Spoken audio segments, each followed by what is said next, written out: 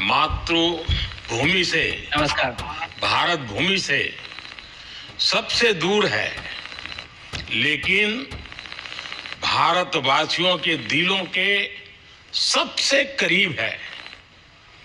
आपके नाम में भी शुभ है और आपकी यात्रा नए युग का शुभ आरंभ भी है। इस समय बात हम दोनों कर रहे हैं, लेकिन मेरे साथ 140 करोड़ भारतवासियों की भावनाएं भी हैं। मेरी आवाज में सभी भारतीयों का उत्साह और उमंग शामिल है।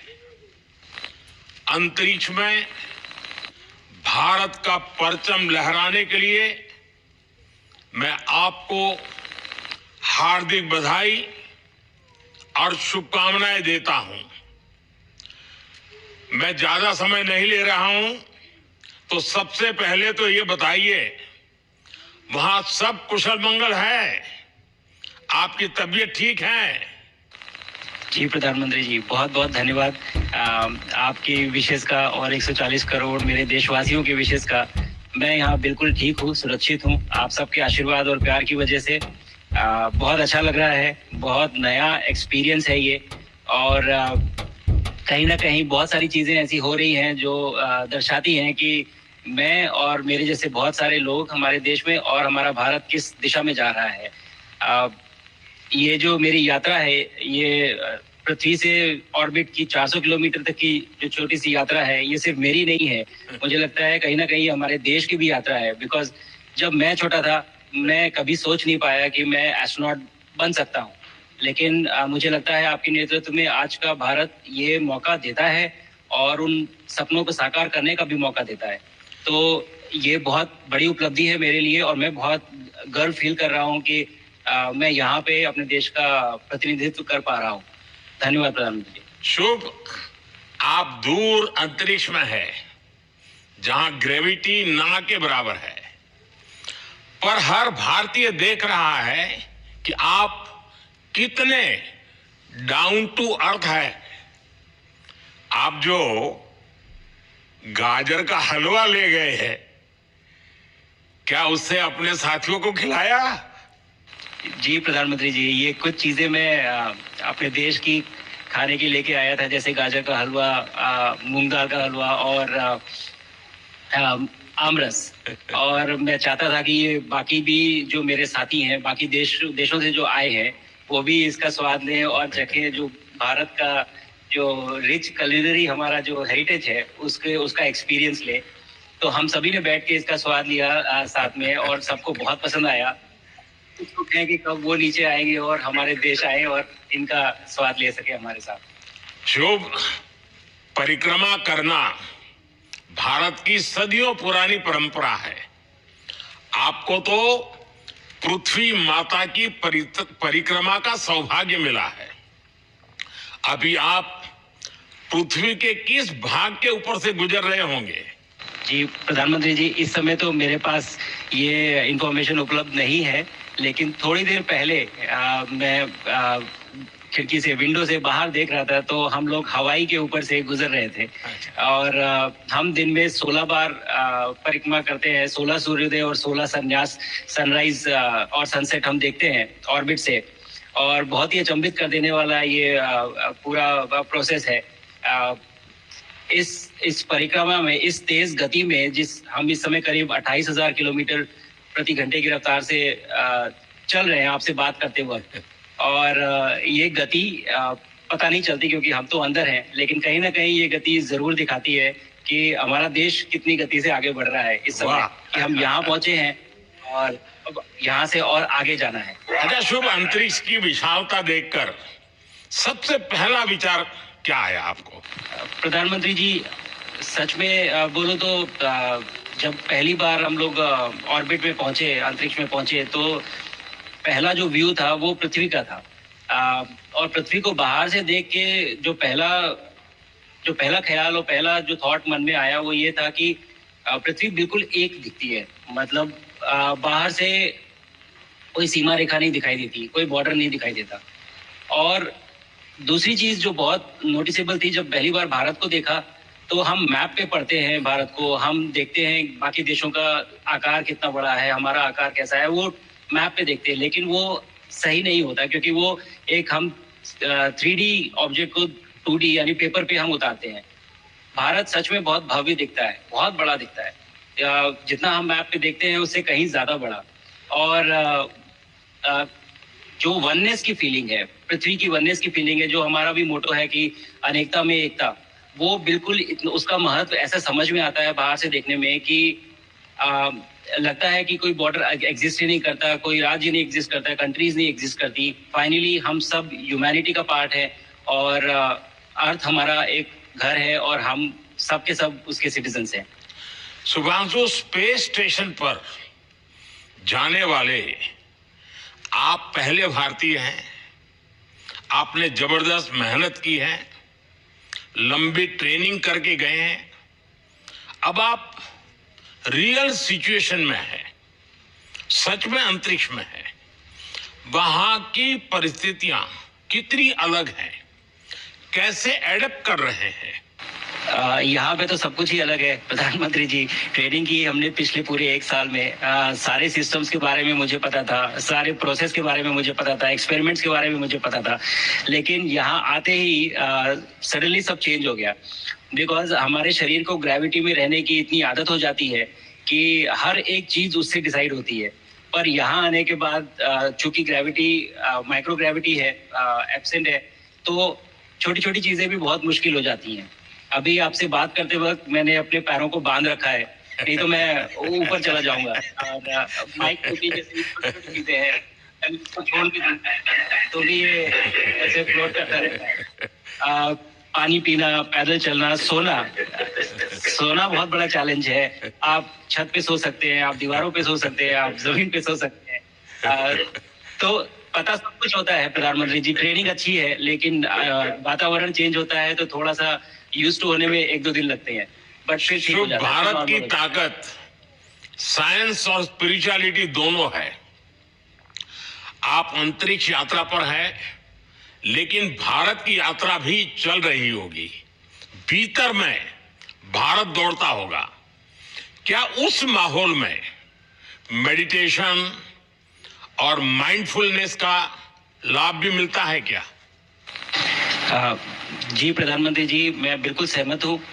मैं कहीं ना कहीं ये मानता हूँ कि भारत ऑलरेडी दौड़ रहा है और ये मिशन तो केवल एक पहली सीढ़ी है उस एक बड़ी दौड़ का, और हम जरूर आगे पहुंच रहे हैं और अंतरिक्ष में हमारे खुद के स्टेशन भी होंगे और बहुत सारे लोग पहुंचेंगे। और माइंडफुलनेस का भी बहुत फर्क पड़ता है। बहुत सारी सिचुएशंस ऐसी होती हैं नॉर्मल ट्रेनिंग के दौरान भी या फिर लॉन्च के दौरान भी, जो बहुत स्ट्रेसफुल होती हैं, और माइंडफुलनेस से आप अपने आप को उन सिचुएशंस में शांत रख पाते हैं और अपने आप को काम रखते हैं, अपने आप को शांत रखते हैं, तो आप अच्छे डिसीजन ले पाते हैं। कहते हैं कि दौड़ते हुए भोजन कोई भी नहीं कर सकता, तो जितना आप शांत रहेंगे उतना ही अच्छे से आप डिसीजन ले पाएंगे। तो आई थिंक माइंडफुलनेस का बहुत इंपॉर्टेंट रोल होता है इन चीज़ों में। तो दोनों चीजें अगर साथ में एक प्रैक्टिस की जाएं तो ऐसे एक चैलेंजिंग एनवायरनमेंट में या चैलेंजिंग वातावरण में मुझे लगता है ये बहुत ही यूजफुल होंगी और बहुत जल्दी लोगों को अडेप्ट करने में मदद करेंगी। आप अंतरिक्ष में कई एक्सपेरिमेंट कर रहे हैं। क्या कोई ऐसा एक्सपेरिमेंट है जो आने वाले समय में एग्रीकल्चर या हेल्थ सेक्टर को फायदा पहुंचाएगा? जी प्रधानमंत्री जी, मैं बहुत गर्व से कह सकता हूं कि पहली बार भारतीय वैज्ञानिकों ने 7 यूनिक एक्सपेरिमेंट्स डिजाइन किए, जो कि मैं अपने साथ स्टेशन पे लेके आया हूं। और पहला एक्सपेरिमेंट जो मैं करने वाला हूं, जो कि आज ही के दिन में शेड्यूल्ड है, वो है स्टेम सेल्स के ऊपर। सो अंतरिक्ष में आने से क्या होता है कि ग्रेविटी चूंकि एब्सेंट होती है तो लोड खत्म हो जाता है, तो मसल लॉस होता है। तो जो मेरा एक्सपेरिमेंट है वो ये देख रहा है कि क्या कोई सप्लीमेंट दे के हम इस मसल लॉस को रोक सकते हैं या फिर डिले कर सकते हैं। इसका डायरेक्ट इम्प्लीकेशन धरती पे भी है कि जिन लोगों का मसल लॉस होता है ओल्ड एज की वजह से, तो उनके ऊपर ये सप्लीमेंट्स यूज किए जा सकते हैं। तो मुझे लगता है कि ये डेफिनेटली वहाँ यूज हो सकता है। साथ ही साथ जो दूसरा एक्सपेरिमेंट है वो माइक्रो एल्गी की ग्रोथ के ऊपर। ये माइक्रो एल्गी बहुत छोटे होते हैं लेकिन बहुत न्यूट्रिशियस होते हैं। तो अगर हम इनकी ग्रोथ देख सकते हैं यहाँ पे और ऐसा प्रोसेस इजाद करें कि ये ज्यादा तादाद में हम इन्हें उगा सकें और न्यूट्रिशन हम प्रोवाइड कर सकें, तो कहीं ना कहीं ये फूड सिक्योरिटी के लिए भी बहुत काम आएगा धरती के ऊपर। सबसे बड़ा एडवांटेज जो है स्पेस का वो ये है कि ये जो प्रोसेस है यहाँ पे बहुत जल्दी होते हैं, तो हमें महीनों तक या सालों तक वेट करने की जरूरत नहीं होती। तो इसलिए यहाँ के जो रिजल्ट चंद्रयान की सफलता के बाद देश के बच्चों में, युवाओं में विज्ञान को लेकर एक नई रुचि पैदा हुई। अंतरिक्ष को एक्सप्लोर करने का जज्बा बढ़ा। अब आपकी ये ऐतिहासिक यात्रा उस संकल्प को और मजबूती दे रही है। आज बच्चे सिर्फ आसमान नहीं देखते, वे यह सोचते हैं मैं भी वहां पहुंच सकता हूं। यही सोच, यही भावना हमारे भविष्य के स्पेस मिशंस की असली बुनियाद है। आप भारत की युवा पीढ़ी को क्या मैसेज देंगे? प्रधानमंत्री जी, अगर मैं अपने युवाओं पीढ़ी को आज कोई मैसेज देना चाहूंगा तो पहले ये बताऊंगा कि भारत जिस दिशा में जा रहा है, हमने बहुत बोल्ड और बहुत ऊंचे सपने देखे हैं और उन सपनों को पूरा करने के लिए हमें आप सबकी जरूरत है। तो उस जरूरत को पूरा करने के लिए मैं ये कहूंगा कि सक्सेस का कोई एक रास्ता नहीं होता कि आप कभी कोई एक रास्ता लेता है, कोई दूसरा रास्ता लेता है, लेकिन एक चीज जो हर रास्ते में कॉमन होती है वो ये होती है कि आप कभी कोशिश मत छोड़िए, नेवर स्टॉप ट्राइंग।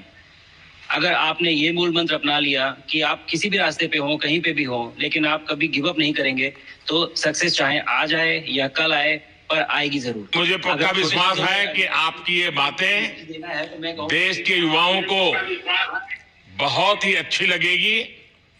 और आप तो मुझे भली भांति जानते हैं, जब भी किसी से बात होती है तो मैं होमवर्क जरूर देता हूं।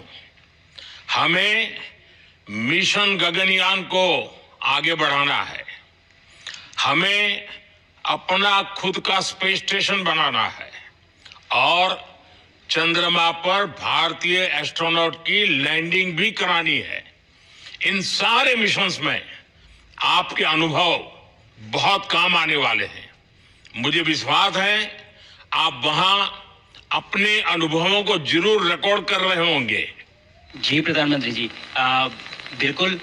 ये पूरा मिशन की ट्रेनिंग लेने के दौरान और एक्सपीरियंस करने के दौरान जो मुझे लेसन्स मिले हैं, जो मुझे सीख मिली है, वो सब एक स्पॉन्ज की तरह मैं एब्जॉर्ब कर रहा हूँ और मुझे यकीन है कि ये सारी चीज़ें बहुत वैल्यूएबल प्रूव होंगी, बहुत इम्पोर्टेंट होंगी हमारे लिए जब मैं वापस आऊँगा और हम इन्हें इफेक्टिवली अपने मिशंस में इनके लेसन्स अप्लाई कर सकेंगे और जल्दी से जल्दी उन्हें पूरा कर सकेंगे। बिकॉज मेरे साथी जो मेरे साथ आए थे, कहीं ना कहीं उन्होंने भी मुझसे पूछा कि हम कब गगनयान पे जा सकते हैं, जो सुन के मुझे बहुत अच्छा लगा और मैंने बोला कि जल्दी ही। तो मुझे लगता है कि ये सपना बहुत जल्दी पूरा होगा और मेरी जो सीख मुझे यहाँ मिल रही है वो मैं वापस आके उसको अपने मिशन में पूरी तरह से 100% अप्लाई करके और उनको जल्दी से जल्दी पूरा करने की कोशिश करेंगे। शुभांशु, मुझे पक्का विश्वास है कि आपका ये संदेश एक प्रेरणा देगा। और जब हम आपके जाने से पहले मिले थे, आपका परिवारजन के भी दर्शन करने का अवसर मिला था और मैं देख रहा हूं कि आपके परिवारजन भी सभी उतने ही भावुक है, उत्साह से भरे हुए हैं।